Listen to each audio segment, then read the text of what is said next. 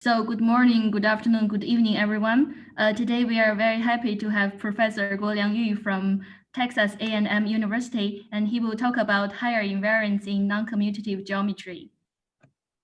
Please welcome. Thank you very much for the invitation. It's really a pleasure to speak here.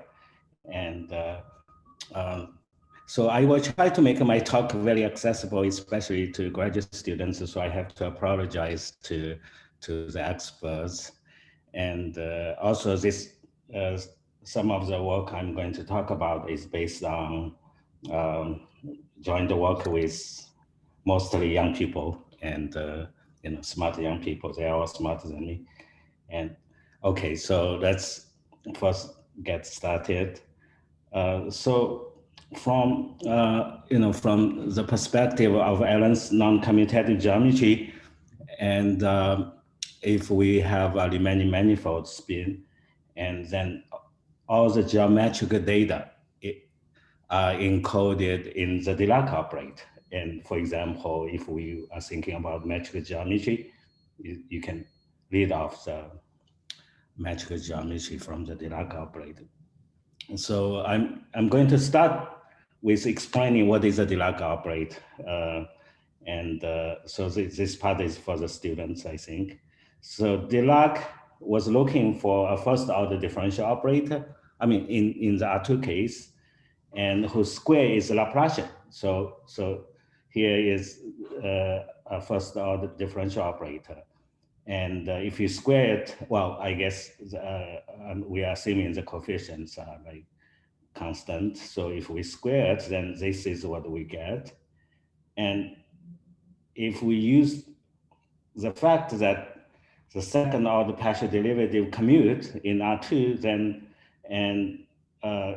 for the square of the Dilaka operator to be the Laplacian, and we get this set of equations.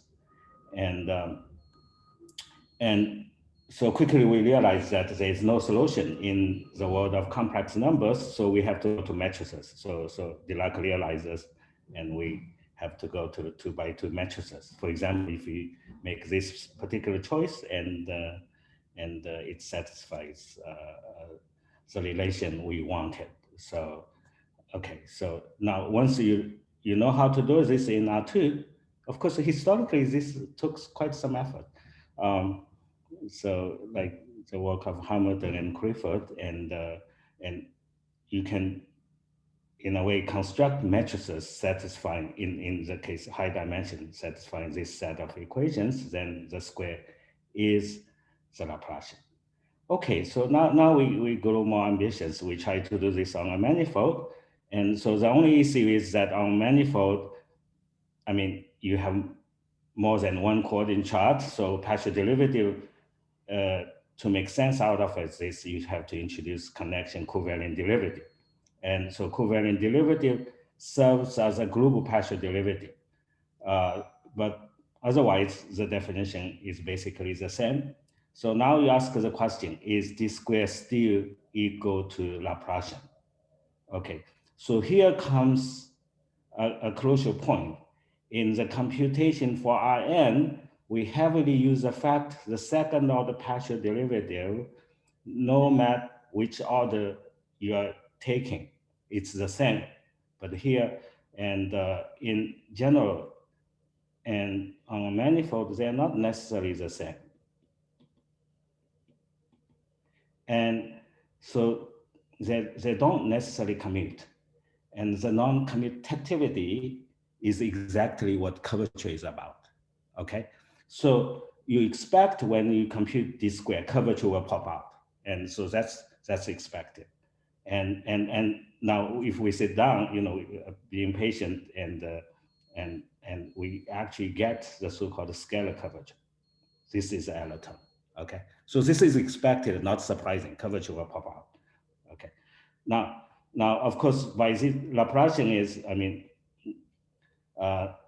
it's positive or non-negative, and if the scalar curvature is positive, then it's invertible. So this establishes a beautiful relationship between the Dilaka operator and curvature. And okay, so now being trying to tell if an operator is invertible or not, that's actually, it's an elementary property. That's hard to establish. I mean, in finite dimensional case, a linear transformation is invertible. That's if and only if, of course, the determinant is not zero. So we have an algorithm. So to study this issue, we need to introduce something called the Fredholm index. Okay, I mean, kernel, measuring the size of kernel and co-kernel, and I mean, the kernel being zero, of course, it means injective. The other part is like surjectivity. Now, why do we put them together? And the reason is that if you study them separately, it's very unstable. It's unstable. But if this is like, it's really one of the most beautiful invariant in mathematics. And if you take the difference, it's a very stable quantity. If in the sense that if you make a small perturbation, it will not change. Okay. And of course, this is an obstruction to invertibility. Now, when you have something as stable as this, that's the essence of life. Okay. So we need to study this. And that's the well-known, I mean, famous theorem of Atiya-Singer. The index is, Fredholm index is actually a topological invariant, as a so-called A hat genus. It's just something like the Euler number. It's something a little bit more sophisticated. Okay, and then a consequence is that if the A hat genus is not zero, then you cannot have positive scalar curvature. Okay, all right, so, okay. This is it's really a very striking, beautiful theorem. I mean, even now there is no direct proof without using the Dilaka operator after so many years. Okay, so now we can, so with this is of course a very beautiful theorem, but now if we look at this example of the torus and ask the question, does the torus have positive scalar curvature? I mean, this is already kind of, it's a very challenging problem. Actually, it was open for more than 20 years. And it's because the Atiya-Singer index theorem does not apply directly. And the at a hat genus of Tn is zero. Okay, so it doesn't. All right. And of course, the problem was solved using two different methods by Xiaoyao, Gromov-Rossel. But here we are going to talk about kind of revisionist approach, which is actually more powerful than I would say the original method. Okay, so what is the idea? The idea is if you do this on Tn, Tn, the Fredholm index is zero, so it does not work. And so we need to take advantage of the symmetry of Tn. Okay, so I'm drawing a picture here. That's the symmetry. And what is the symmetry? So we have to realize Tn as like the quotient space of its universal cover by the fundamental group, Zn. So the symmetry is realized in the fundamental group. Okay, so this is what now high index theory comes in. I think the word high index theorem is first appeared in the article of Allen and Henry, like Novikov conjecture for hyperbolic groups.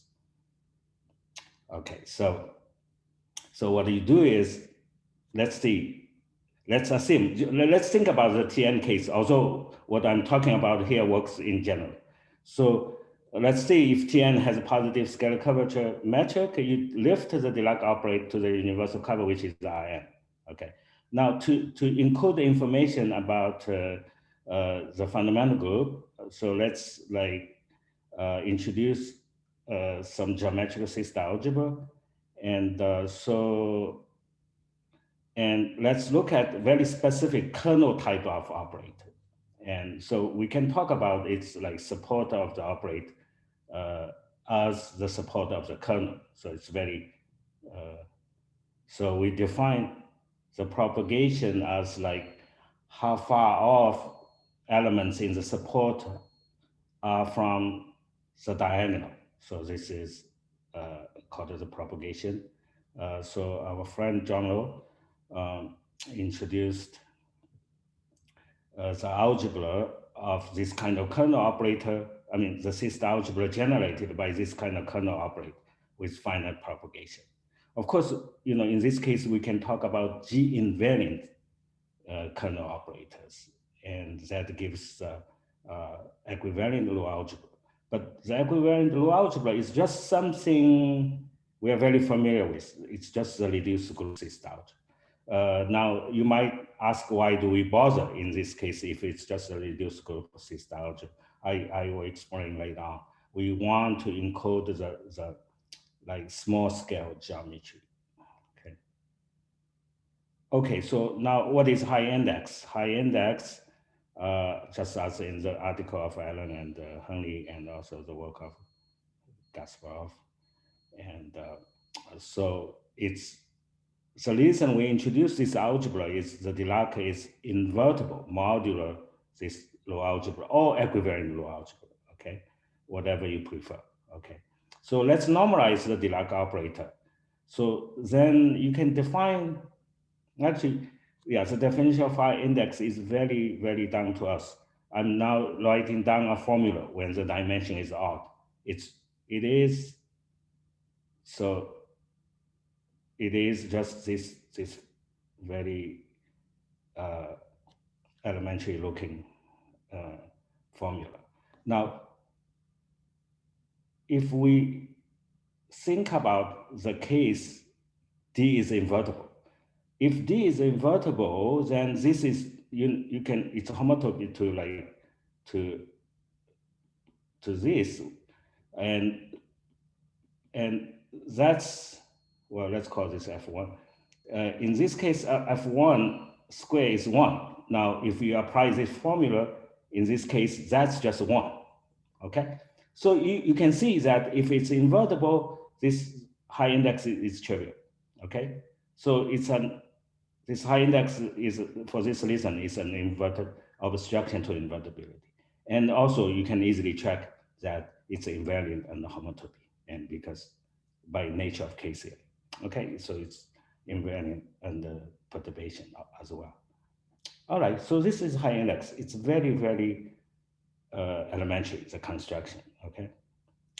All right, so now if we come back to the case of torus, and if you compute the high index, it will be non-zero. Okay, then you solve the problem, all right? That Tn cannot have positive curvature.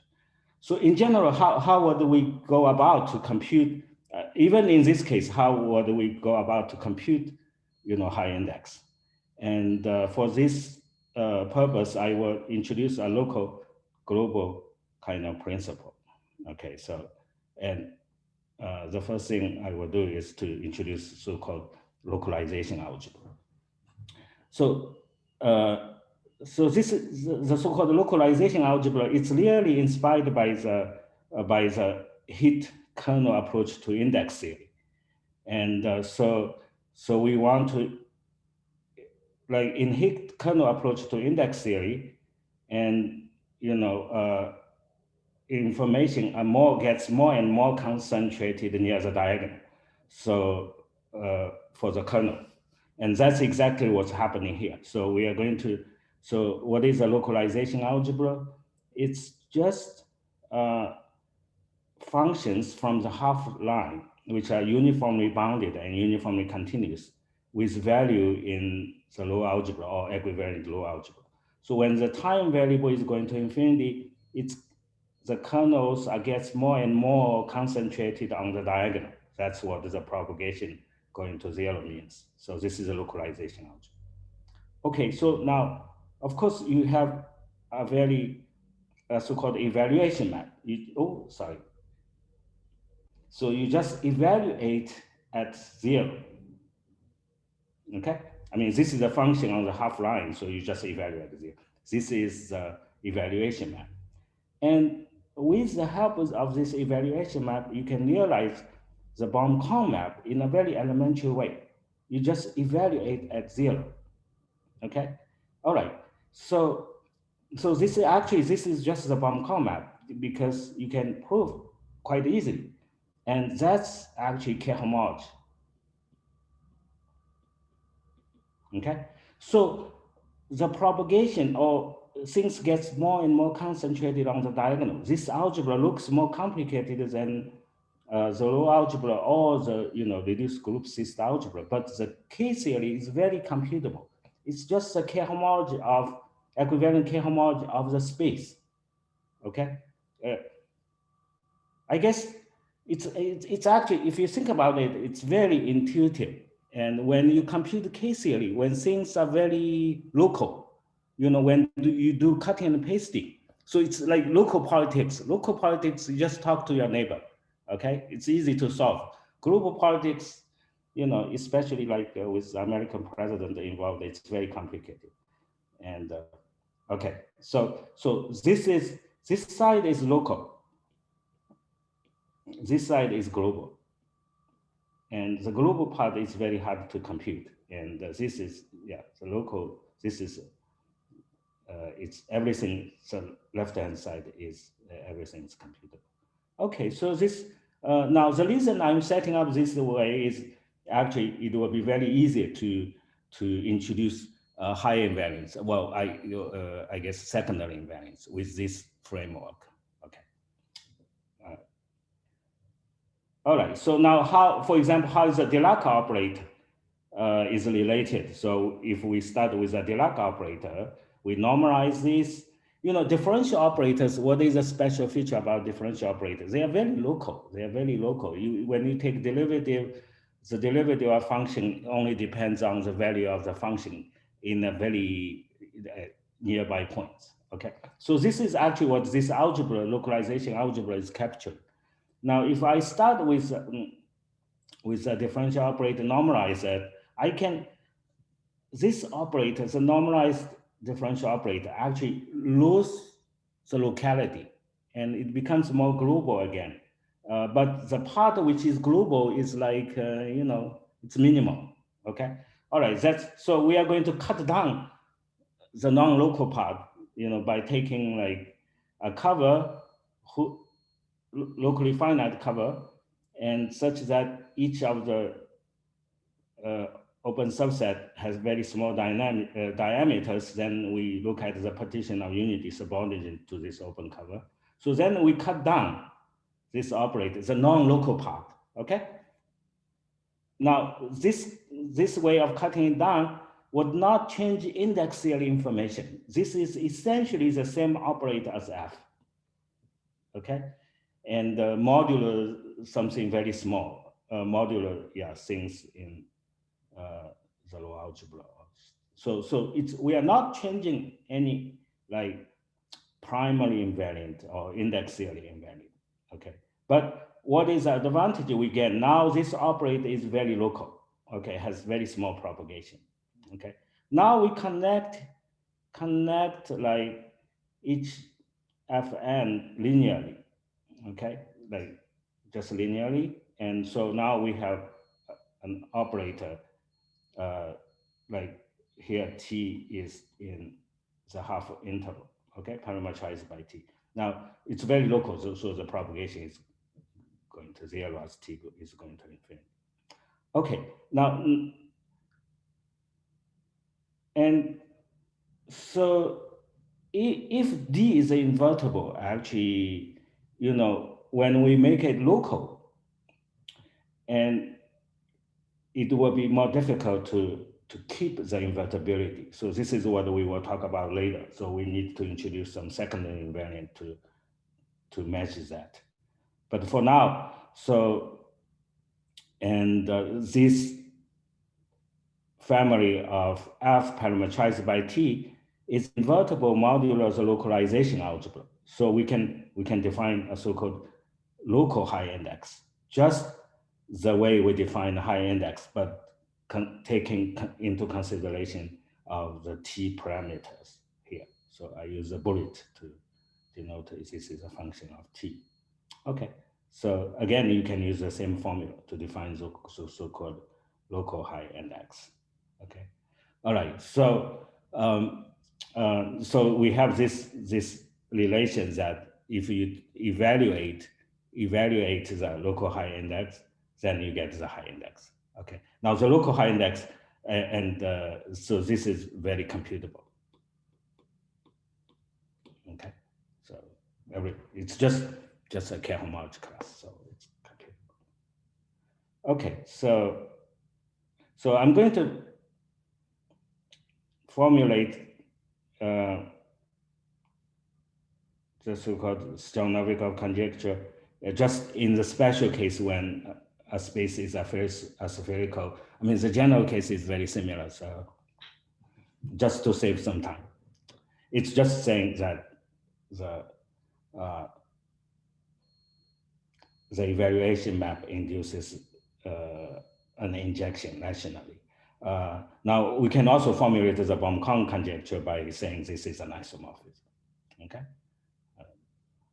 And of course, the reason we are interested in this is this gives us an algorithm to determine when the high index is non-vanishing or not, because you can first put the local high index on the left-hand side, which we know how to tell if it's non-zero or not. If it's injective, then whether it's zero on the right-hand side, it's the same thing as zero on the left-hand side, but the left-hand side is computable. So this is the reason we are interested in this conjecture. Okay, so this is just, you can use this to study scalar curvature problem.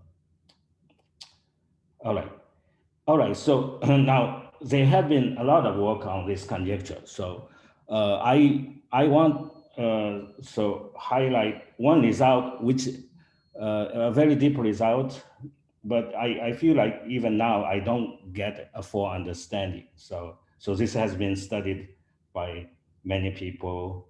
I'm sure I'm missing names, but some of the main people who studied this question. Okay, so I want to highlight a theorem of Allen. You know, really very striking. So it holds in general for Gelfand-Fuchs classes coming from a diffeomorphism group. Okay, so what do we mean here? I'm stating, you see, a conjecture for group. What do you mean by Gelfand-Fuchs classes? You could, like on the left-hand side, essentially on the left-hand side, rationally, it's group cohomology. Okay, so this is saying, so Allen's theorem is saying that for those group cohomology classes coming from Gelfand-Fuchs classes, it survives the Baum-Kahn map. Okay, rational. Okay, all right. So that's in this paper. Okay, this is I highly recommend this paper. It has a lot of beautiful ideas in this article. Okay, so we want to, so with my two young collaborators, Sherry Gong and Jiancao Wu, we would like to understand Allen's theorem. I mean, we still don't have like a complete picture. So what we can prove is that if the fundamental group is a discrete subgroup of a diffeomorphism group, so then the Novikov conjecture is true. The rational, yeah. All right, so what is discreteness? So you can actually, discreteness can be described by this. So the length function of a diffeomorphism G, say, and it's just integration on, or let me call this X, and log of the norm of, this is a Jacobian of G,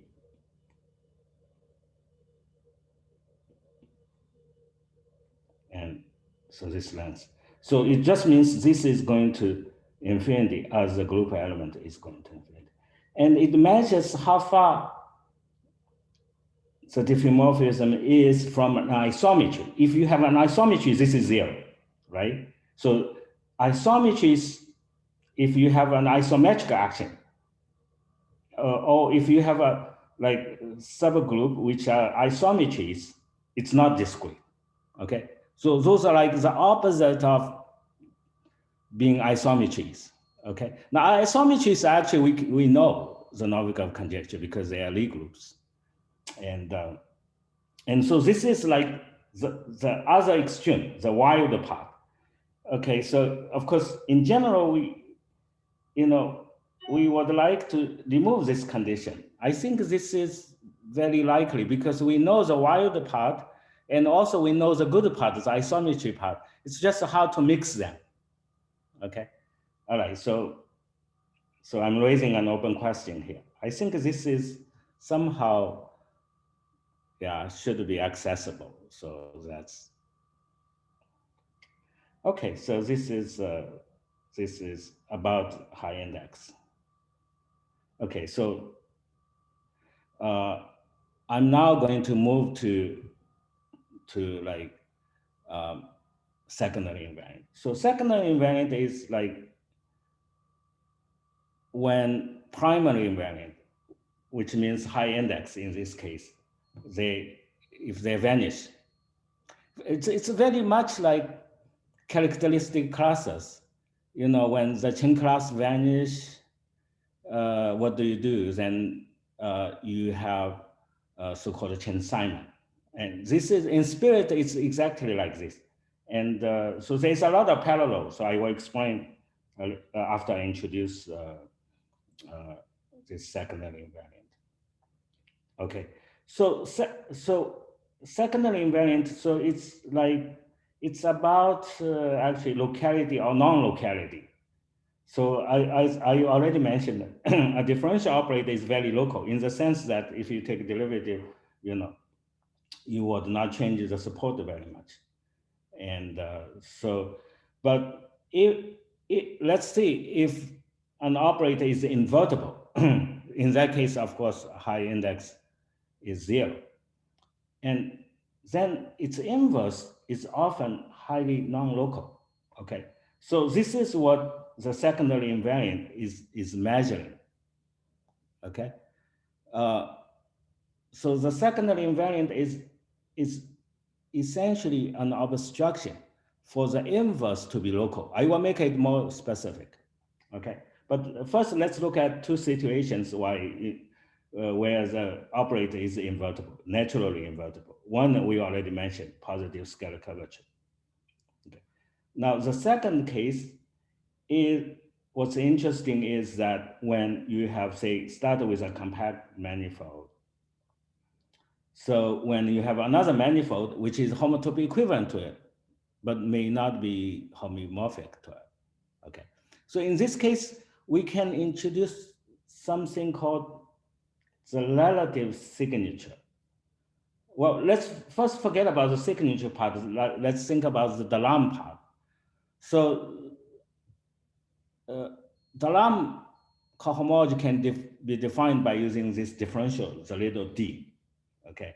Now, if you have like a homotopic equivalence, you can form some kind of relative cohomology, relative Dalam cohomology. The relative Dalam cohomology actually can be directly defined by some version of relative Dalam cohomology. And the relative Dalam cohomology can be actually defined by using some cool chain complex and using this little d, and you involve the homotopic equivalence. Okay, so now the relative signature operator, you just take some kind of grading into consideration. So it's not, this is actually very natural. Now, there's one technical issue, which is that if you have a homotopic equivalence and the pullback map at the Hilbert space level, it's not really well defined. So you need some work. So if we use some techniques introduced by Hilson, Scandalis, and this can be overcome. Okay. Now, this even makes sense in the case when you have a topological manifold, even without smooth structure. And if you use the Lipschitz structure, you can make sense out of this. This was worked out by Zanobi. Okay, so this is a very natural example where we try to use secondary invariant to measure how far the homotopic equivalence is from a homomorphism, or if you wish, a diffeomorphism.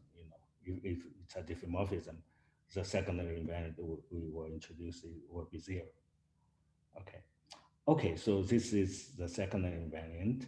And actually, the definition using our terminology is very, very easy to define. And this is not how originally, so this concept was introduced by Higginson and Lowe. It was not exactly how they introduced this, but because of the later computation, we will do it this way. Okay, so what you do is, so if it's invertible, then of course you have a trivialization of the high index. I mean, so let's take a trivialization, which is like just your homotopy is a high index to something trivial at the operate level. Okay. Now we just join this trivialization with the local index we define. So we just put them together like this. And that's the advantage is now this new path we obtain at when t is 0. This is just a scalar, trivial. Okay, so this thing putting together, it's in. This is actually the so-called obstruction algebra.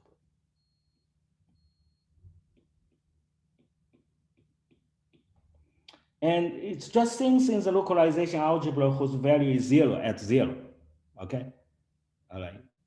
And it looks like almost a trivial construction, but so you see, from 0 to 1, things are trivial, but then the propagation gets smaller and smaller. So these elements like encodes like the balance, trying to make this the index trivial in the same time, the propagation like gets smaller and smaller, meaning it's more concentrated on the diagonal. And it's difficult to make these two things happen simultaneously, make things very localized, but maintaining invertibility. And this element exactly encodes this imbalance, okay? Now, okay, so it's a very, very natural, very, in a way, very easy construction.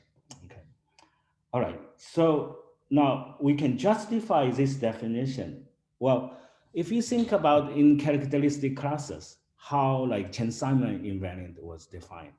Chen-Simon initially, the motivation for them to define this was Chen and Simon was trying to prove Gauss-Bonnet formula for high dimension on a manifold with boundary. Then they realized that the boundary term will have something, like Chen-Simon. Okay, that's how, I mean, if we read the original paper, that's how they motivate their construction. And here, it's also the same thing. So if you have a manifold with boundary, if the boundary has positive scale curvature, then you can extend this to a cylinder, then you can actually define a high index in the group cyst algebra, the case area of group cyst algebra, high index of the Dilaka operator. Now, if you try to compute this, the boundary term is actually exactly this so-called high-low invariant. Okay, so, see, it's really very parallel to Chen-Simon. Okay, all right, so this was actually proved in Piazza-Sheck in one case, then with Zhang in another case. Okay, so I'm trying to say this is very natural, very, very natural. Okay, just like Chen-Simon. Okay, so now what are, why are they useful? So the first observation is that if you have two Riemann matrices with positive scalar curvature, and it's a very natural question to ask whether they can be connected by a path of positive scalar curvature matrix. Now, if you can do that, then you see, because you can define this for each such a G in the past, you can define the high-low, then in K-series, they are naturally the same. So if you start with two metrics, if their high-low are different, that means that they are not in the same connected component. Okay, so that's one usefulness. And so here let me mention a very nice result of Piazza and Schick. They proved that. Oh, before I do this, I should mention that there's a natural group, abelian group, generated by, it's like equivalence classes, like concordance classes of positive scalar curvature matrices. That's introduced by, oh, sorry, by Stefan Stolz. Okay, so in Piazza and Schick, they proved that this group, the rank is at least 1. So they actually don't directly use this the high-low. They use some Ada invariant. No, but Ada invariant is also some kind of secondary invariant. Okay. All right, so somehow we should naturally try to apply this high-low to study this sort of question, and it turns out high-low is very powerful. Not only it can tell like apart connected component, it's also not very sensitive to an action of a diffeomorphism. That's called the modular space of positive scalar curvature matrix.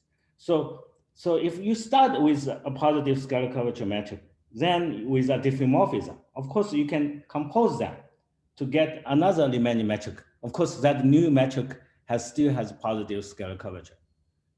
And now, of course, that's not an interesting way of constructing a new positive Riemannian metric, right? So somehow we would like to say they are equivalent, okay? So we introduce this reduced group, Stolz group. So if two Riemannian metric, so if we start one and we apply a diffeomorphism, then we would like to say they're equivalent, okay? So this is a reduced group. So we want to say how big this new reduced group is. And because, this new group is measuring positive scalar curvature matrices, which are like really different from each other, cannot be obtained by diffeomorphism from one another. Okay, so that's a natural question. Okay, so it turns out that high-low is not very sensitive to diffeomorphism. Okay, all right, so this is something Zhang and I realized. So for example, we can use the insensitivity of high-low to diffeomorphism to like estimate the size of this group. And so this is, it's imagining this using torsion element. Okay, but we need to put some assumption. I think our condition is more flexible than rigidly finite, but it's a little bit technical to introduce. So I'm just putting on this more elementary condition. Okay, I mean, yeah. All right, but it's still, at least I feel a little bit mysterious. We did not get the full picture to the degree of insensitivity of high-low to diffeomorphism. And so I would like, okay, so one of the reasons I'm giving a talk here is I want to ask questions. I know there are a lot of smart people in the audience. So I want to find the error term. So what we did in our article is that we proved that if you start with a positive scalar curvature matrix and apply a diffeomorphism, and we proved that these two, the high-low invariants, they are the same modular something, but it's kind of not so elegant. So I would like to understand what is really the difference, what is the error term, so to speak, after a diffeomorphism.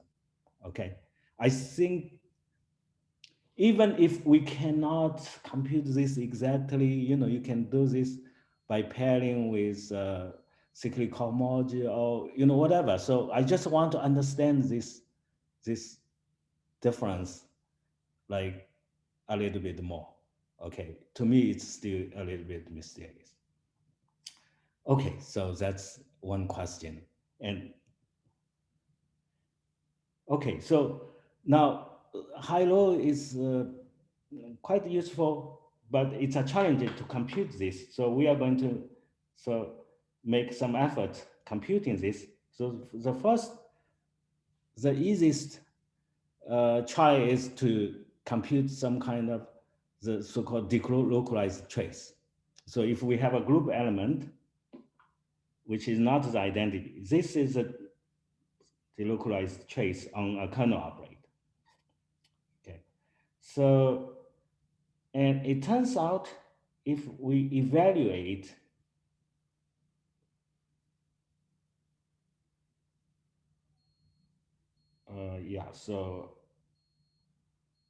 so you can evaluate, you can kind of pair this up with a high-low, and what you get is exactly, well, John Lott's like delocalized Ada. Okay. And we have some assumption because otherwise there's a convergence issue here.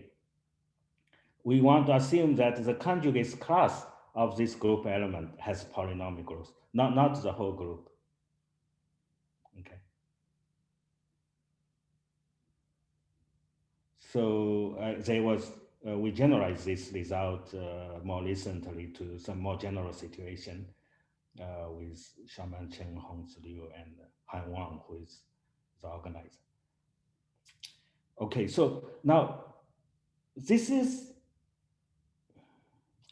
so when I was a PhD student, my former advisor, Lon Douglas, asked me to kind of interpret the Ada invariant in k-theoretical terms. So in a way, this is a partial answer to his question. I did not solve this question. And so it's okay if you don't solve your advisor's question. So, but this is a partial understanding. Okay, so now one consequence of this, because the high-low is kind of k-theoretical invariant, it's very much related to the Boncon. So if the Boncon conjecture is true, then it turns out this delocalized Ada is an algebraic number.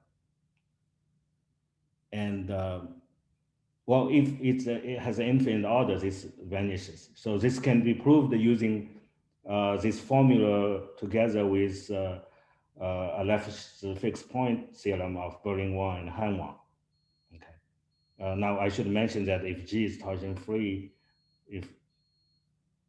and satisfies the Boncon conjecture, and Piazza and Schick proved the vanishing of this Ada invariant using a different method.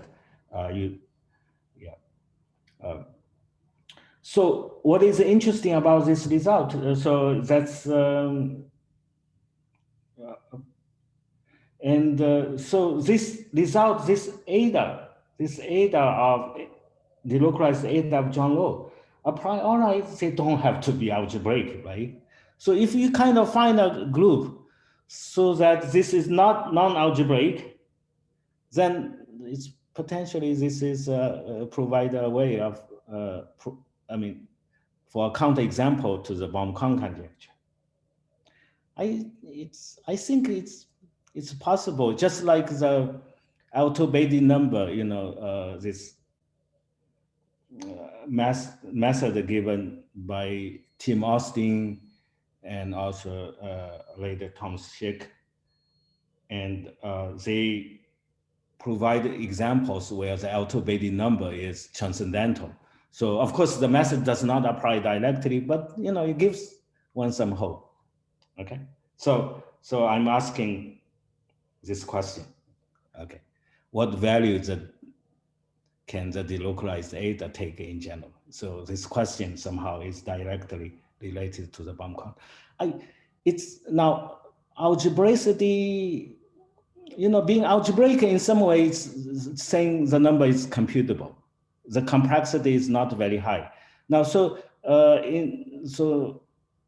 and from this perspective, I mean, what is the Baum-Kwan conjecture? The Baum-Kwan conjecture is saying the case area of the group system algebra is computable. So it's all about computability. So being algebraic, being and Baum-Kwan is true in spirit. Yeah, it's a natural connection. Okay, so now we try to extend, this result to high traces using, Allen's theory of cyclical merge. Okay, so we try to pair with delocalized cyclical cycle. Okay, it turns out in nice situation, it's exactly John Lotus high eta invariant. So I'm phrasing this result in a very vague term. There is some convergence issue of the high eta, also the pairing. So I kind of swept under the rug. So I should mention that Piazza, Schick, Zanobi, they have a different approach. Their approach seems to be more algebraic, and it would be interesting to compare the two approaches. For example, their approach, if I understand, don't give a direct relation to Lotus high eta. So it would be interesting to see how the two approaches connect. Oh, I should mention that in the computation that in identification with Lotus high eta, we use heavily some of the idea of Allen in his proof that for theta summable Fredholm modules, the JLO cocycles and Allen's own cocycles, they're equivalent. And so we use Allen's idea in the proof. Okay, so I should mention this is also, this result all kind of have application to a high version of APS theorem. And so, but for high APS theorem, index theory, there are extensive work by Richland, Piazza, and more recently, Hodge, Guoliang, Han Wang, also a very influential paper by Dan Zhang, and also recent work of Dilly Goffin and Charlotte Wall. They're all kind of quite related. Okay, so let's now come back to the question. Let me check about like homotopic equivalence of manifolds. Then naturally, you have this relative signature operator. Let's see how this can be applied to study the topology. Okay, so in topology, if we're given a topological manifold, there's this so-called structure group. So this is a structure group. And the structure group is a building group of all homotopic equivalences of compact manifold, which are homotopic equivalent to it. Right? Okay. So modular sum equivalence relation. And so if they're homomorphic, then it's considered to be equivalent in this group. All right. So, okay. So actually, so there was this question. Actually, I learned about this question in George's 60th birthday conference. And so it's good to attend the conferences. And so I heard about this question, I think from Piazza's talk, and so my first reaction is that if this is not true, the sky would fall.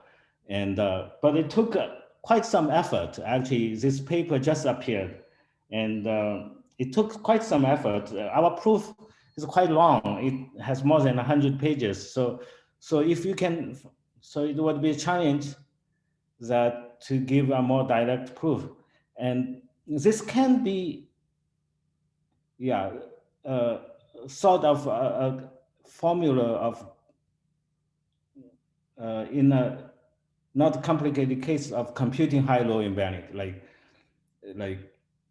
for a new manifold, how you decompose to pieces. And part of the reason it's more difficult is that the group structure in the structure group is defined in a complicated way. It's not such, okay. But anyway, so if you are interested, you can look this up. It just appeared like 2 weeks ago, I think. All right.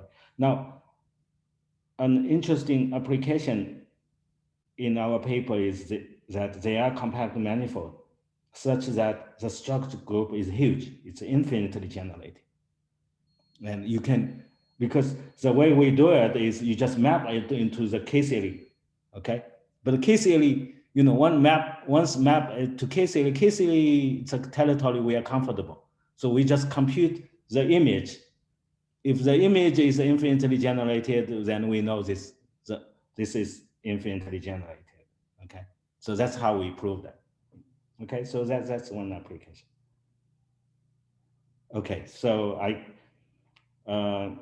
guess I'm almost getting to the end of my talk. And so more questions about computability. Okay, so we still, in a way, don't have a general way of computing those secondary invariants. So we are just, so those are just some of the recent attempts. So Hao Guo, who was a former student of Han, and also Matai, and he's a postdoc at Texas A&M. So we proved that the high-low invariant is multiplicative in the sense that, so to do this, we have to put the high-low invariant in the maximum system algebra. You know, if you have two covers, then if you map one cover to another cover, then it's like functorial. Okay. Now this is useful in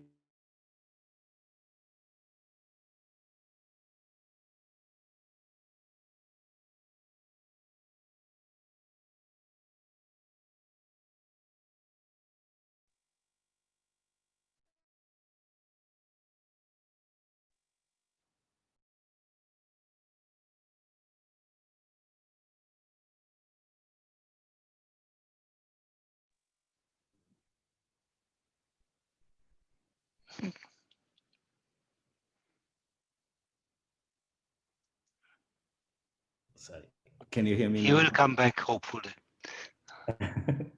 I'm back, right? Can you hear me? We can Yes. hear you, yes. Yeah, now, Yes. yeah. It's But okay. not, oh yeah, you can see you as well. Can we? Okay, yeah. Okay, so yeah. Yep. Okay, thanks. Okay, so like if we have a group which is residually finite, then the secondary invariant can be approximated by analogs, the analogs on finite covers. Okay. Now the reason this is kind of interesting is, you know, secondary invariant on finite covers, they're in principle computable. Okay. But we can only do this if the Baum-Kahn conjecture is true. Actually, plus something else, the so-called the Stutz conjecture is some kind of another version of isomorphism, like Baum-Kahn type of conjecture. Okay. So I feel like, yeah, so this is just an attempt to compute those secondary invariant, the high-low invariant. So I will end this talk by asking another open question. in the case of homotopic equivalence for manifold, can we somehow find a formula of the high-low, like involving the homotopic equivalence? It could be a formula like pairing with cyclic homology, and like at the rational level. So at any level, so I want to see a formula. Somehow F, the homotopic equivalence, appears naturally. Okay, yeah, well, thank you very much.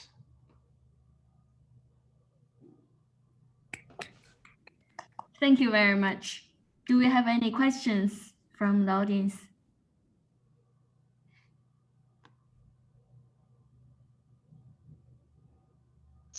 Alan. Yeah, maybe let me ask, first a general question, and then I want to check that I understood correctly. So, I mean, the general question is the following: since you involve a lot diffeomorphisms and so on, I was wondering whether there could be actually a stronger relation with the Waldhausen algebraic K-theory of spaces. Which algebraic theory? With the Waldhausen algebraic K-theory of spaces. Okay. Which is, if you want, the best tool to compute homotopy groups of diffeomorphism groups and so on. I mean, yeah. and it involves the same type of raw material, that you are using. I mean, because it involves not only the space, but also, the kind of things that you form by looking at loops and looking at loops as a simplicial group and so on, and manipulating this. So, I mean, it seems to be very closely related to the, but there is one thing which I didn't understand because I didn't follow these developments. When you were talking about the abelian group generated by matrix of scalar curvature, I suppose you were looking at the components of the space of matrix. It's this actually is more than the connected component. So they use some concordance. Yeah, but so how do you define it? Because I could deform it. You don't want to keep a continuous model.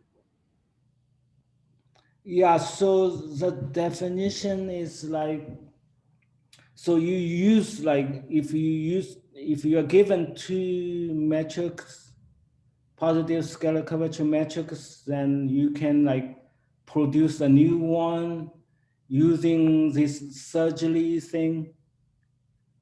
Yes, but what I am surprised then is, okay, I mean, but then why don't you have continuous moduli in this space? You see, I mean. Continuous. So yeah, we can actually. I think the only thing is we want to put a group structure on this. Aha. So you mean groups? But in general, I mean, I could deform a little bit a metric of positive scalar curvature, and it would still be of positive scalar curvature. So I am really a little bit. Yeah. Then they are equivalent in this group. So the only thing is that we. So we want to not only it's like a set, we want to put a group. Yes, but I mean, to have an abelian group structure. So what is the group structure? Oh, the group structure, it's a little bit, so you put, let me see if I can draw a picture.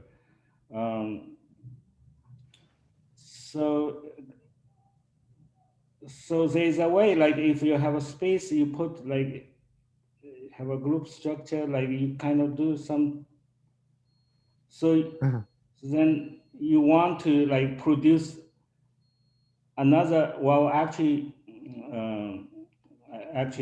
I have to pick like a base point, G0, positive scalar curvature metric. Then if I have another two, so then of course I can form some kind of cylinder. So I want to like,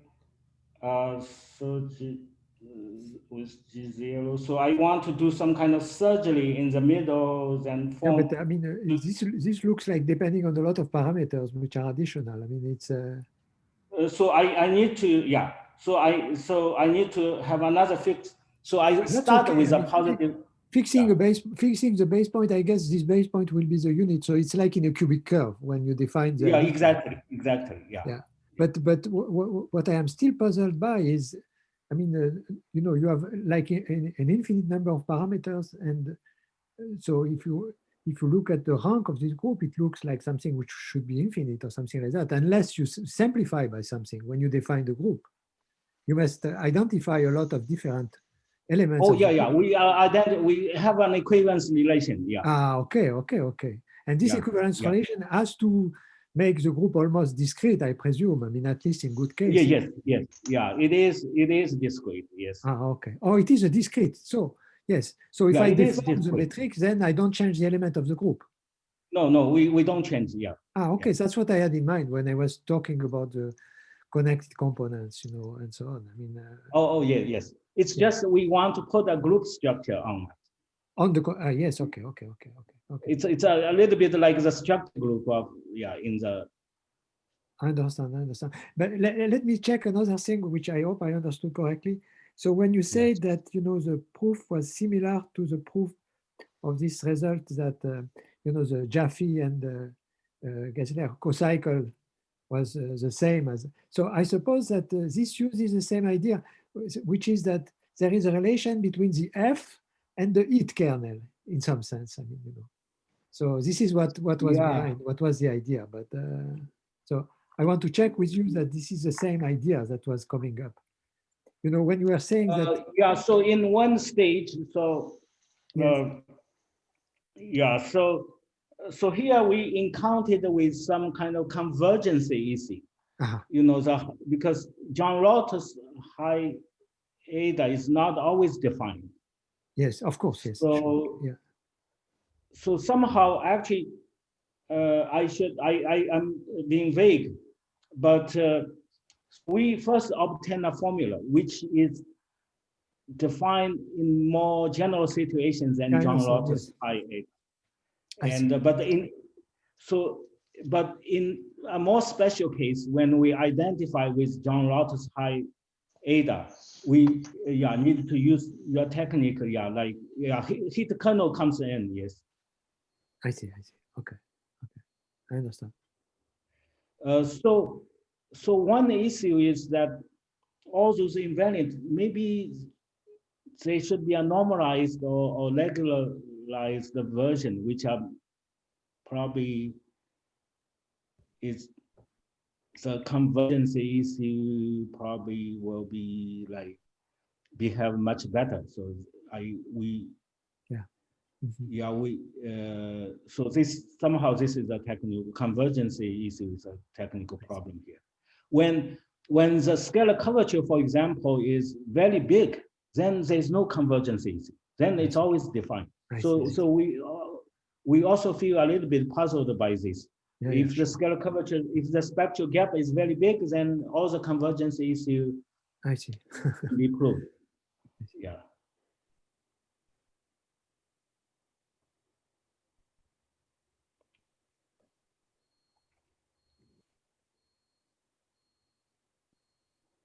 Do we have more questions?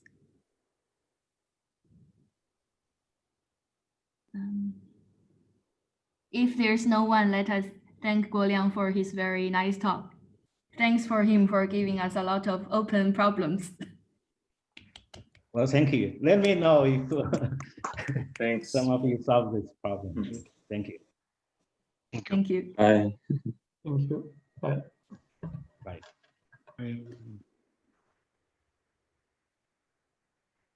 See you next week. See you. Bye-bye. Bye, guys. Bye. Bye.